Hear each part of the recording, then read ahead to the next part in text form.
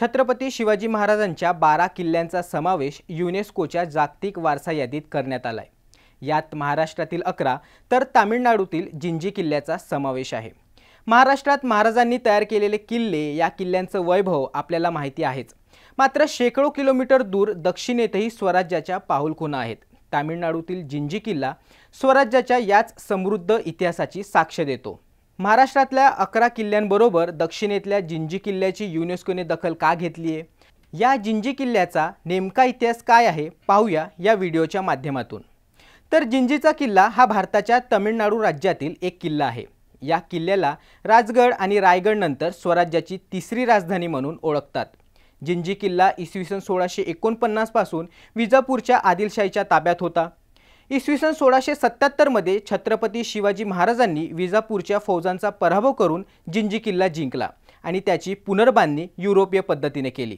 त्यांनी किल्ल्याभोवती नवी तटबंदी बांधली, खंदक खणले, मनोरे उभारले, पाण्याची साठवणूक करण्यासाठी तलाव तयार केले आणि ही सगळी कामं अत्यंत काटेकोरपणे पूर्ण करण्यात आली। त्यानंतर या किल्ल्याच्या देखरेखीची जबाबदारी महाडिक घराण्याकडे सोपवण्यात आली होती। महाराजांनी हा किल्ला नेमका कसा जिंकला आता ते पाहूयात। छत्रपती शिवाजी महाराजांच्या राज्याभिषेकानंतरची त्यांची एकमेव दीर्घकालीन व नियोजनबद्ध मोहीम म्हणजेच दक्षिण दिग्विजय मोहीम। ही मोहीम जवळपास 1.5 वर्ष चालली। या मोहिमेच्या मुळाशी तत्कालीन विजापूरच्या अस्थिर राजकारणाची पार्श्वभूमी होती। विजापूरमध्ये दक्षिणी आणि पठाण गटात संघर्ष शिगेला पोहोचला होता। विजापूरच्या खवासखानाने शिवाजी महाराजांविरुद्ध मुघल सुभेदार बहादूर खानाशी युती केली होती, पण उलट त्यालाच राजकीय नुकसान सहन करावं लागलं होतं। सत्ता पठाण गटाच्या बहलोल खानाच्या हाती गेली आणि विजापूरच्या राजकारणाचा समतोल ढासळला। महाराजांनी सुमारे 20,000 घोडदळ आणि 40,000 पायदळ, कर्नाटकची माहिती असलेले मार्गदर्शक, भरपूर खजिना आणि शूर सरदारांसह या मोहिमेला सुरुवात केली। गोदावरी मार्गे नांदेड, बोधन, सिकंदरा मार्गे भागानगर म्हणजेच आताचं हैदराबाद इथे शिवाजी महाराज पोहोचले। महाराजांचं भागानगरात जल्लोषात स्वागत झालं।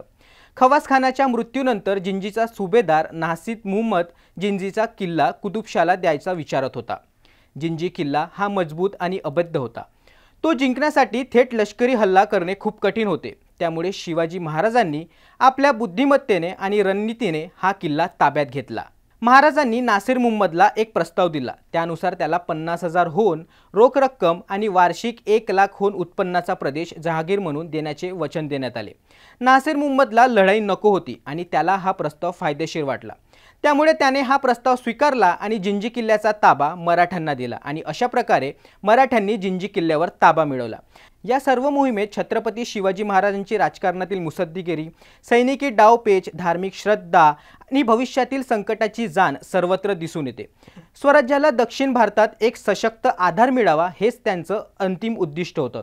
त्यामुळे जिंजी किल्ल्याचा इतिहास सुवर्ण अक्षरात कोरला गेला। मराठ्यांच्या इतिहासात रायगडला जितकं महत्त्व आहे तितकंच महत्त्व जिंजीच्या किल्ल्याला सुद्धा आहे। शिवछत्रपतींच्या निधनानंतर औरंगजेब स्वराज्यावर चालून आला। छत्रपती संभाजी महाराजांना फंदफितुरीने पकडून छळ करून त्यांना मारण्यात आलं होतं। त्यावेळी स्वराज्य रक्षणासाठी छत्रपती राजाराम महाराज जिंजीला गेले आणि तिथून राज्यकारभार पाहू लागले। राजाराम महाराजांनी 8 वर्षे या गडावरून राज्यकारभार पाहिला। यामुळे औरंगजेबाला आपले निम्मे सैन्य दक्षिणेकडे पाठवावे लागले। परिणामी स्वराज्यावरील मुघल सैन्याचा दबाव कमी झाला व मराठ्यांनी गेलेले किल्ले व प्रदेश पुन्हा जिंकून घेतले। जिंजीसारखा अभेद्य किल्ला पाहताना महाराजांच्या दूरदृष्टीची जाणीव पदोपदी होत असते। पूर्वी या ठिकाणी कृष्णगिरी, राजगिरी, चंद्रयान दुर्ग हे 3 वेगवेगळे किल्ले होते। तिथे संरक्षणाच्या दृष्टीने तटबंदी बांधून तिघांचा मिळून एक किल्ला शिवाजी महाराजांनी केला।